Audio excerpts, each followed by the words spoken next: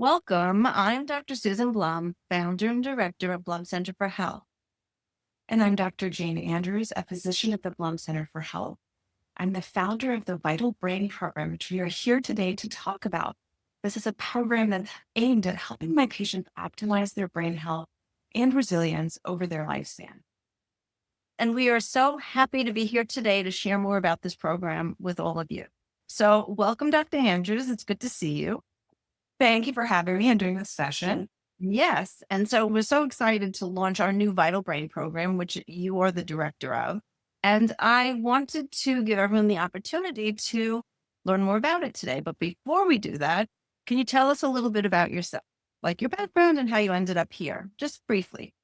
Sure. So I'm a conventionally trained internal medicine physician. I worked in academic medicine for over 10 years.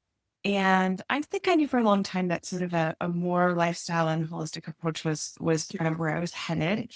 I think that we're just getting, I'm also a public health professional. So I have a master's in public health. And some of what we see in the public health data is that a lot of the chronic disease that our country and our patients are dealing with is actually either preventable or modifiable with things that we can do through lifestyle.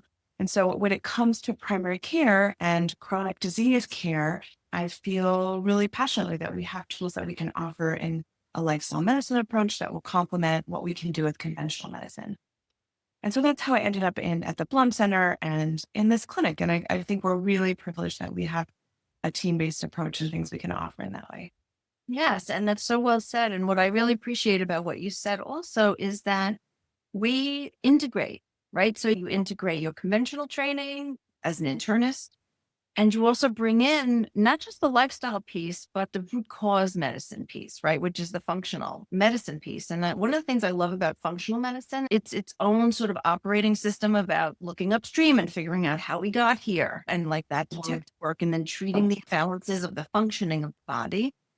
But I think the most skilled functional medicine clinician brings in all those other things as well, which you certainly do.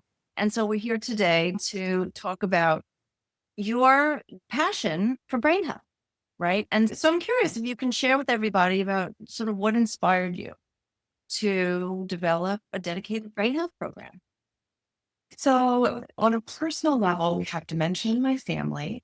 I remember my grandmother not knowing my name starting when I was in my late teens. And so I think brain health is really dear to my heart for that reason, just because I've seen it. And in generations past, we've had it for several generations. And so knowing what we know now about the Lancet Commission 2024 report showed that almost half of dementia is preventable. So 45% of global dementia cases are preventable. And when I think about my family and how many other families are suffering from this, it really was top of mind for me in terms of something that I wanted to address in chronic disease care and in an outpatient internal functional medicine program. I think if nothing else, people here listening to you today can really be inspired to know that there's something they can do, right? Not just prevent dementia or cognitive decline or any kind of brain neurodegenerative dementia related illnesses that are affecting our country, our world really today. But just knowing that there's something we could do is what I'm trying to say. And so knowing that there's something we could do to prevent it, but also to slow it down, right? To prevent the worst outcomes, right? Which we call secondary prevention, right? There's primary prevention, prevent it altogether, but then there's how can we really reduce the symptoms? And so I'm excited that we have something to offer and that you have something to offer. Can you share for everyone then what makes your approach different, right? Because people can go to their neurologist and say, I want to be treated. And what would that look like as opposed to what you're offering? So my perception of if you walk into a traditional neurologist office and you say, I'm feeling some brain or I'm feeling a little bit less sharp than usual. And then maybe they do a Montreal cognitive assessment on you, but you're scoring 30 or 29 or even up to down to 27. And they tell you that that's normal and it's probably age-related cognitive decline or just these are subtle issues. And I think that most memory clinics will wait until the symptoms are obvious and then treat what's already damaged. And in our clinic, we're looking at prevention and resilience. So waiting until things are have the tools now. This is one of the most exciting times in brain medicine or care for brain health because now we're starting to have more and more tools thanks to AI, thanks to advanced diagnostics, just more and more testing available to pick things up early. And what we're trying to do is optimize brain health at every age. So we're not waiting until somebody is 85 and now having flips of the menstruate. We're trying to get people young.